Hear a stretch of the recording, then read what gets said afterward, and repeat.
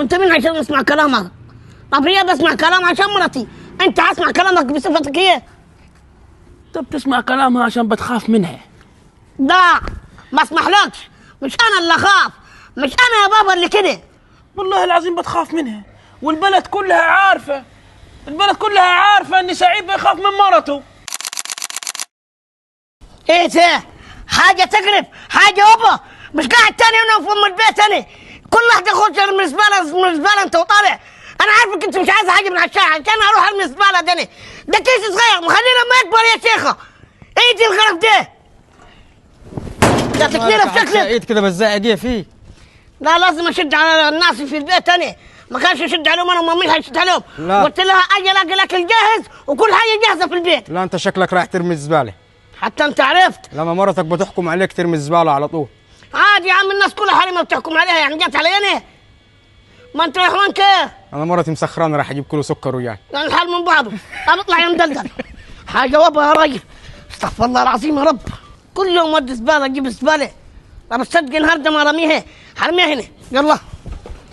كل يوم اقعد اودي في الصناديق. خد تعال شفتك تعال، ده انا قاعد بايت ورا الباب عشان خاطر اعرف مين اللي بيلقح الزباله. طب نزل يدك انت، نزل يدك انت. طب ليه بتلقح الزباله في الشارع؟ الزباله في الشارع؟ دي مش مني انا يا اخي. انا شايفك بقول لك قاعد بايت انا هنا. سيبني عشان عفاريت الدنيا بتتنطط في وشي انا، من ساعه ما المرأة حبساني وانا بص مخنوق لغايه هنا. حبساك؟ ما كل يوم تلاقيها بتبعتك تودي الزباله وبعدين انت عايز تخشب وتخشب عليها. هتتخشب علي انا؟ بترمي الزباله قدام بيتي ليه كل يوم؟ ليه؟ يا عم انا برميها في الصندوق يا عم، مش برميها قدام بيوت حد. طب ما اخليك دلوقتي تمسكها انا الدكتور تروح توديها عند الصندوق الزباله؟ طب وها يدك دي بس عشان ما تخشبش عليك بدل ما كعم وشك. وي كمان طلع لك حس. امال ايه يا اخي؟ ده الرسول صلى الله عليه وسلم نهانا عن كف الاذى في الطريق، يعني لما يكون في حاجه الواحد يمسكها يركنها على جنب بتاعي يوديها الصندوق. لقيت قالب كبير في الشارع ممكن حد يخبط فيه بمكنه ولا حاجه تلفاه تركنه على جنب. خلاص المره الجايه هبقى اوديها الصندوق. يلا سلام. ولا خد، مفيش مره الجايه. ايه المره الجايه؟ انت يعني اما تسمع كلام مرتك وما تسمعش كلامي انا؟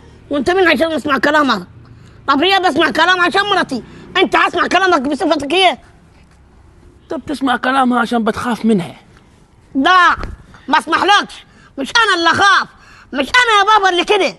والله العظيم بتخاف منها، والبلد كلها عارفه، البلد كلها عارفه ان سعيد بيخاف من مرته. ايوه لا نزل من المحطريات، مش انا اللي كده.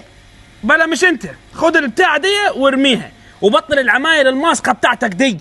لما يكون في حاجه زي كده روح حطها. قلت لك كف الاذى عن الطريق اهم حاجه، فاهم ولا؟ ايه في مالك؟ سيبني. ايه في؟ سيبني. شكلها شافتني ولا سمعت صوت، انا لسه ما مشيتش على الشغل ما رميتش الزباله. هروح اشوف هي عايزه بس علي البتاع. ادخل يا عم انا خير احسن تشوفني دي كمان، دي بتكشح كشيح يا ابوي.